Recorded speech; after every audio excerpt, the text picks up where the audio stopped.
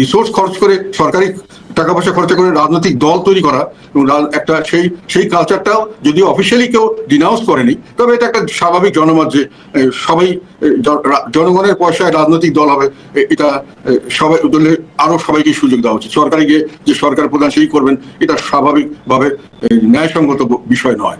কাজে এখন যেটা হয়ে গেছে আর সামনে না হয়, এটি জনগণের মানে আমি ধারণা করি যে সাধারণভাবে মানুষের একটা ধারণা হতে পারে। আর যদি না হয়, আই ডোন্ট মাইন্ড।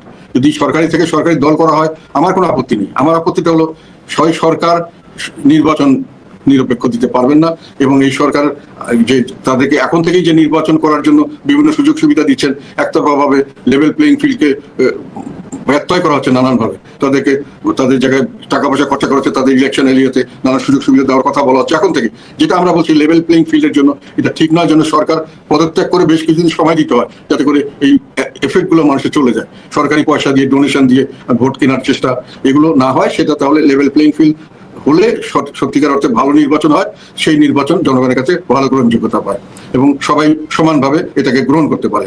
আমরা সেটাই বলছি। আমি এখানে অন্তত ওটুকু দেখতে হবে। তবে ভবিষ্যতে আমি আশা করব কোন সরকার এসে নতুন করে সরকারি দল গঠন যেন না করেন। কিন্তু আপনারা আসলে কি করবেন, মানে আপনারা আসলে কি করবেন? মানে আপনি নিজেই বলেছেন যে আসলে এই যে রাজনৈতিক উত্তরণের পথটা যে এখন কষ্ট হয়ে গেছে, এটা আপনারা সকল রাজনৈতিক দলই বুঝতে পারছেন। মানে নির্বাচন আসলে কবে দেবে নিউজ সরকার বলছেন যদিও যে ডিসেম্বর থেকে জুন, কিন্তু বোঝা যাচ্ছে যে পথটা খুব সহজ নয়। কারণ এনসিপি কে আসলে নিবন্ধন পেতে হবে, তাকে একটা দল গঠন করতে হবে, তাকে জয় নিশ্চিত করতে হবে। এমন একটা পরিস্থিতিতে না গেলে এই সরকার নির্বাচন দেবেন সেটা সম্ভবত কোনো রাজনৈতিক পর্যবেক্ষকও মনে করছেন না। কিন্তু আপনারা কি করবেন? মানে ধরুন আপনার বিরুদ্ধে দুদকের তদন্ত শুরু হয়েছে। মির্জা ফখরুল ইসলাম আলমগীরের কথাই যদি বলি, আওয়ামী লীগের আমলেই নিশ্চয়ই তার বিরুদ্ধে শতাধিক মামলা দেওয়া আছে। তো তাহলে রাজনৈতিক নেতৃবৃন্দ তো আসলে নানা রকম চাপে আছেন। এই অবস্থায় আসলে মানে সরকার নির্বাচন না দিলে কি করবেন আপনারা? এই আন্দোলনে একটা জিনিস আমি মনে করি খুব সুস্পষ্টভাবে আবার প্রমাণিত হয়েছে, এই আন্দোলনের সবচেয়ে বড় আমি মনে করি অর্জন, সেটা হলো জনগণ সকল ক্ষমতার মালিক, জনগণ সকল ক্ষমতার উৎস। এটার জনগণ যেটা চাইবে সেটাই শেষ পর্যন্ত হতে বাধ্য করা হয়। এটা এইবার এই আন্দোলনে আবার প্রমাণিত হলো। কাজেই মামলা দিয়ে জোর করে ঠেকিয়ে অনেক কিছু করার চেষ্টা করা হতে পারে, কিন্তু আমি মনে করি যে আমি বিশ্বাস করি যে আমরা জনগণের জন্য যদি কাজ করি এবং জনগণ যদি এটা উপলব্ধি করে, তাহলে জনগণই আমাদের শক্তি এবং জনগণের যে চাওয়া পাওয়া সেটাই শেষ পর্যন্ত বাস্তবায়িত হবে। কোনো বাধা বিপত্তি এখানে কাজ করবে না। আর দ্বিতীয় যে জিনিসটি আমাদের এই আন্দোলন থেকে যেটা আমার মনে হয় লেসন, যেটা আমরা সবসময় বলে থাকি, সেটা হলো যে প্রথমটা হলো যে জনগণই সকল ক্ষমতার মালিক, আর সেকেন্ডটা হলো ইতিহাস থেকে কেউ শিক্ষা নেয় না। এটাই হলো ইতিহাসের শিক্ষা, যেটা একটু আগে আমি কিছুটা বললাম যে কিছুটা আমিও ইতিহাস থেকে শিক্ষা না নেওয়াটাকেও প্রেফার করেছি এক কারণে। কিন্তু এইটা কিন্তু এইবার আবার প্রমাণিত হলো যে ইতিহাস থেকে কেউ শিক্ষা নেয় না, এটাই ইতিহাসের শিক্ষা। শেখ হাসিনারকে যেসব কারণে ফেসিবাদ বা যাই বলা হোক, গালাগালি করা হোক, তার বিরুদ্ধে যেটাই করা হোক, মোটামুটি একই জিনিস এবং কোনো কোনো ক্ষেত্রে আরো ব্যাপক হারে একই জিনিস বর্তমান সরকার করছেন। একেবারে ব্যাপকভাবে মোটামুটি বলা যায়, একতরফা নির্বাচন থেকে শুরু করে দলীয়করণ এবং কোর্টকে, পুলিশকে, প্রশাসনকে বিরোধী দল দমনে ব্যবহার করা, মিডিয়ার স্বাধীনতাকে খর্ব করা, খুন গুম করা, মানে গুমটা হচ্ছে না, খুন পিটিয়ে হত্যা করা যে কোনো জায়গায়, যে কোনো মানুষকে যে কোনো ভাবে, এবং সেখানে গুম হচ্ছে না কেননা গুম করা তো দরকার নেই। গুম করতে হয় যে আমি একটা খারাপ কাজ করছি গোপন ভাবে করবো, এখানে তো ওপেন ভাবে করা হচ্ছে, একেবারে রাস্তার মধ্যে পিটিয়ে মারা হচ্ছে সকলের সামনে। কাজে গুমের প্রশ্ন এখানে আসে না। সবই মোটামুটি একই লাইনে চলছে এবং দুর্নীতি তো মানে আকাশচুম্বী দুর্নীতি। অনেকে বলে থাকেন এটাকে, যদিও আমি বারবারই মনে করি যে শেখ হাসিনা 15 বছরে না কত বছরে কি করেছেন, এরা তো 7 মাসে তার চেয়ে বেশি করেনি, হয়তো অনেক কমই করেছে, কিন্তু করেছে। একটা বাচ্চা ছেলের নামে নাকি 700-800 কোটি টাকা তাদের বিভিন্ন জায়গায়। আজকে একটা রেলওয়ের একজন বলে কয়েকজনকে নাকি দায়িত্ব দেওয়া ছিল বিভিন্ন ধরনের ডেভেলপমেন্ট, একটা ফেসবুকে দেখলাম যারা ডকুমেন্ট দিয়ে কি কিছু বলছে, সেখানে প্রচুর বিশাল অঙ্কের টাকা লেনদেন হচ্ছে। কাকে কোথায় পোস্টিং ট্রান্সফার দিবে, কোথায় টিকিটের কালোবাজারি করবে, কোথায় কোন প্রজেক্ট করবে, কোথায় কাকে কোন প্রজেক্ট দেওয়া হবে, কাকে কোথায় পদায়ন করা হবে, এইসব নিয়ে টাকার খেলা হচ্ছে।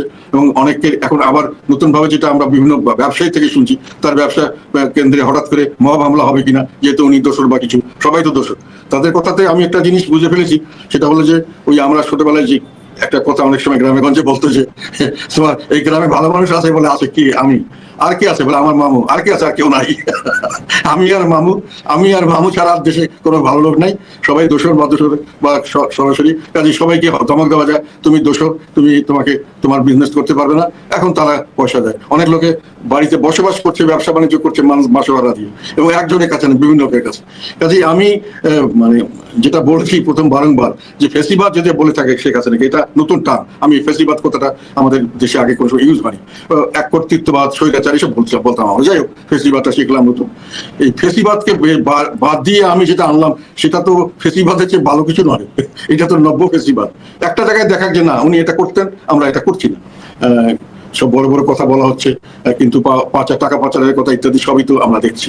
আর অত্যাচারের কথা তুমি যেটা বললা, আমি তো চাকরি করেছি 25 বছর। আমাকে এরশাদ সাহেবের আমি খুব খুব গুরুত্বপূর্ণ জায়গাগুলোতে কাজ করেছি বিভিন্ন সময়, শেষ পর্যন্ত। অন্তত এরশাদ সাহেব যখন ক্ষমতায় ছিলেন তখন আমাকে এরশাদ সাহেব চলে যাওয়ার পরে আমার বিরুদ্ধে নোটিশ দিয়ে, পেপারে নোটিশ দিয়ে আমার দুর্নীতির খোঁজ করা হয়েছিল বিএনপির আমলে, তারপরে আমাকে কিছু করতে পারেনি। আর সে 2014 আমি নির্বাচন না করার পরে যখন মন্ত্রিত্ব রিফিউজ করেছি, তখন শেখ হাসিনা আমি মন্ত্রিত্ব নিয়ে আমার সব কাজ করে বড় ধরনের ইনকোয়ারি করে কিছুই পাইনি।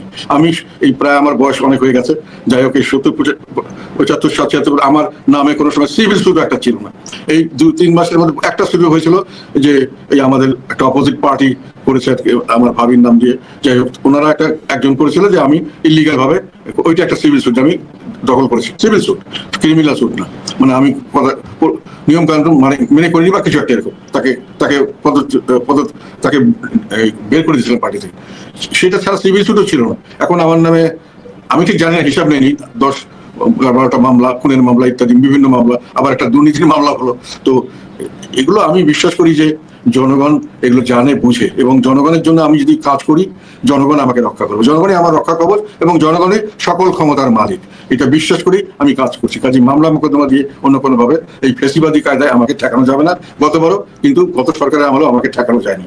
আমি কোনো কথা যেটা বিশ্বাস করেছি সেটা বলেছি, অনেক ঝুঁকি নিয়ে কথা বলেছি, অনেক কাজ করেছি, অনেক ধরনের সমস্যা সৃষ্টি হতে পারতো, তারপরেও কিন্তু আমি আমার নীতি থেকে বিচ্যুত হইনি ইনশাআল্লাহ। এইবার আপনারা কখন ছিটকে পড়লেন পুরো প্রক্রিয়া থেকে? মানে সেনাপ্রধানও আপনাদের ডাকলেন একদম 5ই আগস্টে, জাতীয় পার্টির 3 জন নেতাকে ডাকলেন সেই সভায়, রাজনৈতিক নেতৃবৃন্দের সভায়, কিন্তু এখন আপনাদের সঙ্গে সংস্কার প্রসঙ্গে এই সরকার কোনো আলোচনা করছে না। ঐকমত্য কমিশনের সভায় আম জনতা পার্টি থেকে শুরু করে নাম না জানা নানা রকম পার্টির নাম দেখছি যাদের সঙ্গে ঐকমত্য কমিশন বসছে, কিন্তু জাতীয় পার্টির সঙ্গে কোনো আলোচনায় বসছে না। মানে আপনাদের সঙ্গে আলাপ আলোচনা করা যাবে না, এই সিদ্ধান্ত কখন কে কিভাবে নিল? না, সিদ্ধান্ত কে নিয়েছে সেটা তো আমরা বুঝতেই পেরেছি। আমি যেটা বললাম যে আমাদের প্রধান উপদেষ্টার নিয়োগটা বলে উনি যাকে বিশ্বাস করেন এবং যাদেরকে উনি অভিভাবক বলে মনে করেন, যাদের হাতে সম্পূর্ণ ক্ষমতা, ওনারাই সিদ্ধান্তটা নিয়েছেন। এবং ওনাদের মধ্যে 2 জন নেতা যারা সরকারি দলে, সরকারের কোনো পজিশনে না থেকেও মোটামুটি সরকারি ভাবে চলাফেরা করেন, সরকারের অংশ হিসেবে বা তাদের মোটামুটি তাদের প্রভাবশালী সরকারি কোনো কর্মকর্তা হিসেবে থাকেন, তারাই হঠাৎ করে একদিন ঘোষণা করলেন যে আমরা নাকি দোষর, কাজেই আমাদের রাজনীতি করার কোনো অধিকার নেই। তো আমরা আমি তখন রংপুরে ছিলাম, কথাটা আমার কাছে অবিশ্বাস্য মনে হচ্ছে। আর আমাদের রংপুরে সেদিনকে আমার একটা মিটিং ছিল। তো মিটিংয়ে আমার স্বাভাবিকভাবে আমাদের যে ছেলেগুলো অ্যারেস্টেড ছিল, যেগুলোকে মার দিয়েছে পুলিশ, যেদেরকে মামলা করেছে, ঘুরে বেড়েছে, তারা রিয়াক্ট করলো আর কি। তারা হঠাৎ করে বললো এগুলোকে সব আমি অবাঞ্ছিত, কারণ আমরা তো জানতে গেছি, আমরা তো এই আন্দোলনে সরাসরি ছিলাম। তো যাই হোক, সেটা লেগে পরে আবার শুনলাম যে এখান থেকে যে ওনার উপদেষ্টা হিসেবে যিনি আছেন উনি সরাসরি বললেন যে ওনাদের ব্যাপারে ওনারা দোষর কাজেই ওনাদের রাজনীতি করতে দেওয়া হবে কিনা সেটা আমরা পরে বিবেচনা করবো, সকলের সঙ্গে আলাপ আলোচনা বা ইত্যাদি ভিত্তিতে বা এটা কিছু। এই তখন থেকে আমরা জেনে গেলাম যে আমরা স্বৈরাচারের নাকি বলে ফেসিবাদের দোষর ইত্যাদিতে টার্ম হয়ে গেছি এবং আমাদের কোনো রাজনীতি করতে দেওয়া হচ্ছে না।